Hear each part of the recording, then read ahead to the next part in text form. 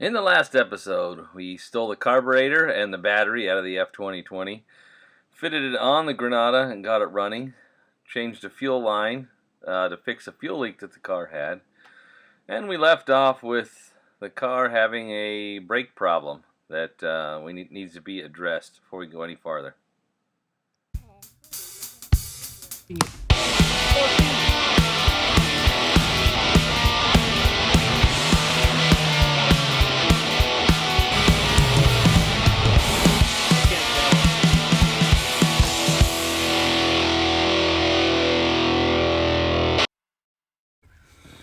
We're back on the business end.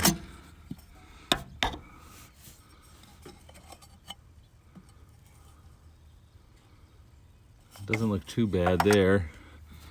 Well, we're out of fluid in the front one, and that, yeah, there's a bunch of sludge. You can see that there's a bunch of sludge. There's a bunch of sludge at the bottom of that. So I'm gonna, I'll take some paper towels and wipe this out and get this cleaned up. Oh wow. Yeah, you can see that's all that's left in this front one is just the sludge.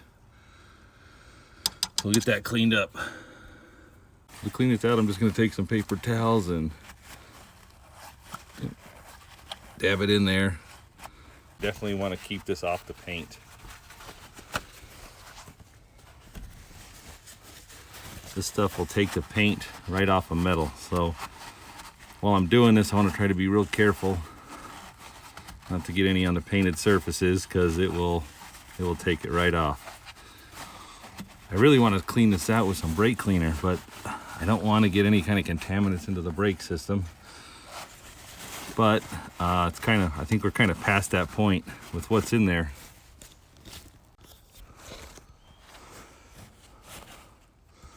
I'm gonna take a paper towel. Oh, this stuff's probably not good for the paint either. I don't know what this brake cleaner is going to do to the seals in this master cylinder. It's probably okay, but maybe not. But I don't have time to try and source another master cylinder for this car or rebuild this one. So I'm really trying not to get any kind of anything into the brake system that's going to cause me further grief down the road. There's just, wow. There's just a lot of stuff in there. It is not good. All right, I found some brake fluid, some Super Tech .3. I've had this around for a while, so I'm sure it's fine.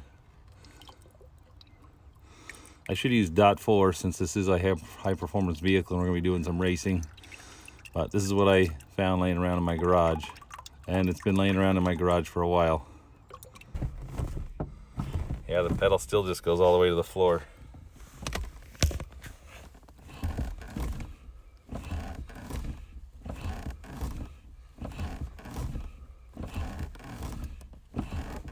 Oh, it's feeling better now. Oh yeah, wow, what a difference. So we're definitely gonna need to bleed the brakes.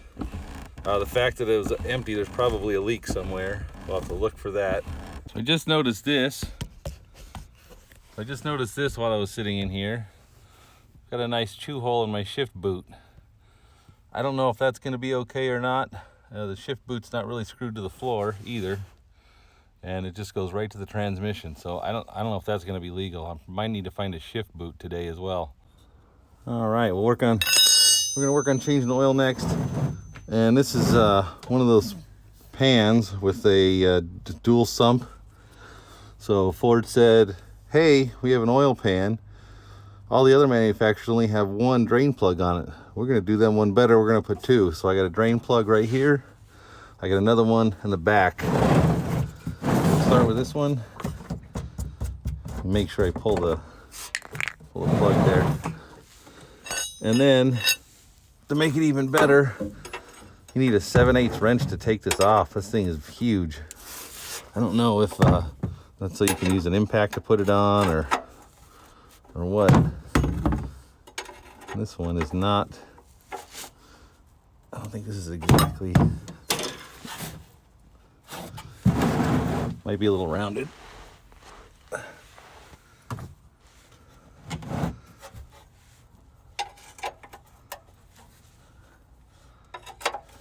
I'll get it figured out eventually.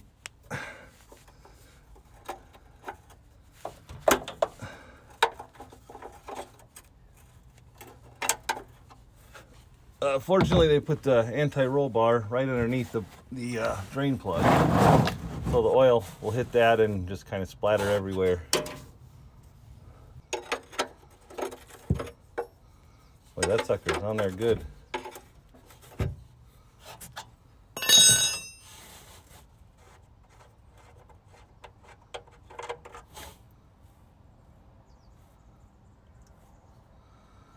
Yeah, that's pretty black. I think the last time I changed his oil was when we moved up here several years ago. It's been, I don't know, several years. So it's definitely due for an oil change. Boy, there is stuff in the way everywhere. This oil filter. Oh, come on.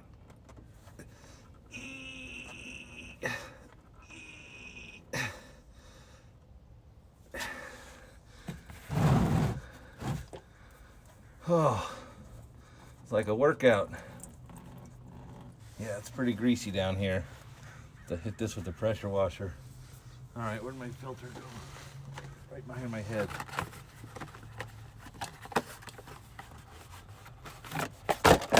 Whoops.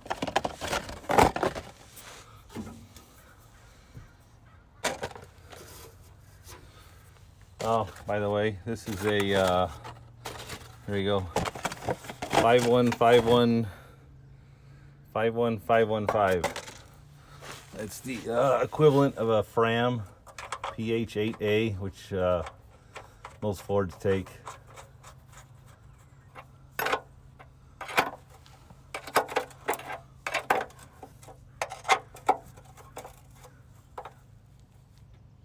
All right, I think that's good. Now, I think I'm gonna have to jack up the car to get to the rear one. Oh, a little bit of grease on there. Oh, I think the pan was dark blue at one time. All right, I put the jack in on the driver's side, and I forgot that the oil drain plug is on the driver's side. So I just got to move the jack over to the passenger side. Oh! All right, I know it's in here somewhere.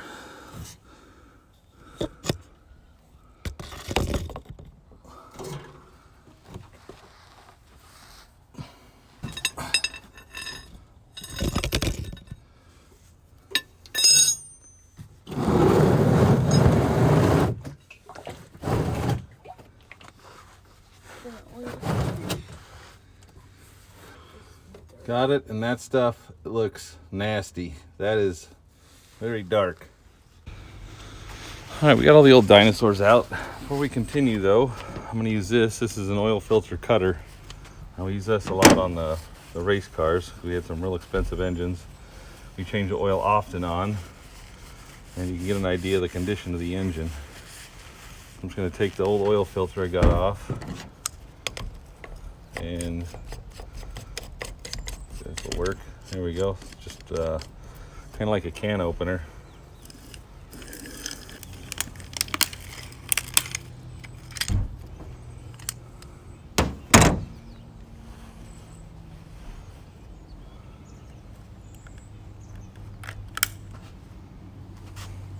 Okay, so there's the inside of an oil filter. There's the mounting flange right there.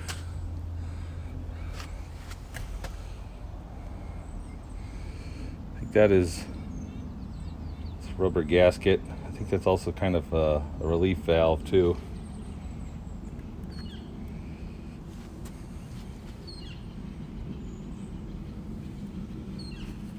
Put this back. So that goes like that. That goes like, I don't know, something like that. Here's the actual filter right here.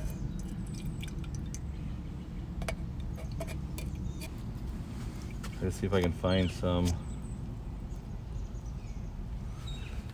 So there's a little bit of A little bit of debris in there. I don't know how good that camera's gonna pick up on that.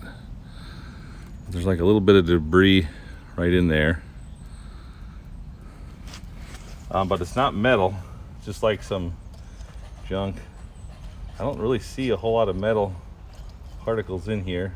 Yeah, there's another one there that's got some debris in it. It just looks like kind of some dirt, maybe some sludge buildup that's broken off. There's some more right there. You can see it way down in the base. But other than that, this doesn't look, I don't see, well, there's a big chunk right there that came out. Almost looks like a piece of gasket material. Other than that though, I don't really see a whole lot that's too bad. Next step's gonna be to put some fresh clean dinosaurs back in. And it is about 7:15. Oh wow, I don't wanna get any of this junk in there. I'll clean that off.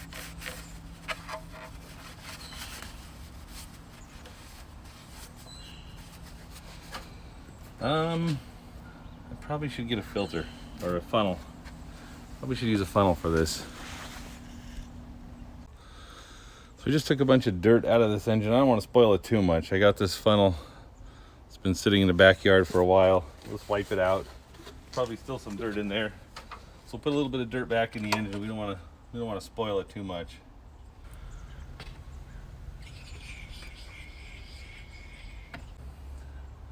I just noticed that there's the gasket and the radiator cap is like petrified. So we'll need to add that to the list, the radiator cap. All right, so I found a bolt in a hole. I think that's where this bracket went. The coil's secured. I don't know if I can get the air cleaner on there. So I got a couple options. I can run a drop base that will set this down on here lower, which is kind of what I was planning on doing.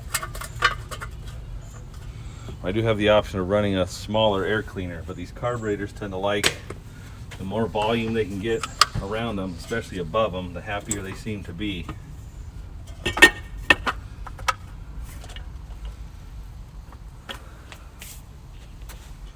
would like to get some kind of maybe some kind of shield for the front, or an outerwear, so I don't know.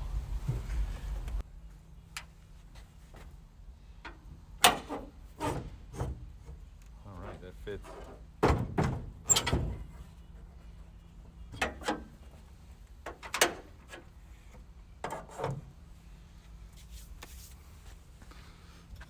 Okay, so I'm going to put a pin in this coil for right now. We might just run what's on there, just in the interest of time and simplicity. So coil's going to be a maybe. Battery hold down, that's a big one. Oil and filters are done. Brakes, still need to check it out. Mud flaps, numbers. Got the oil done, so I need to check the transmission and rear axle. So a few things checked off the list. It's probably around 8 o'clock, I think. In the next episode, we continue diagnosing the brake problem.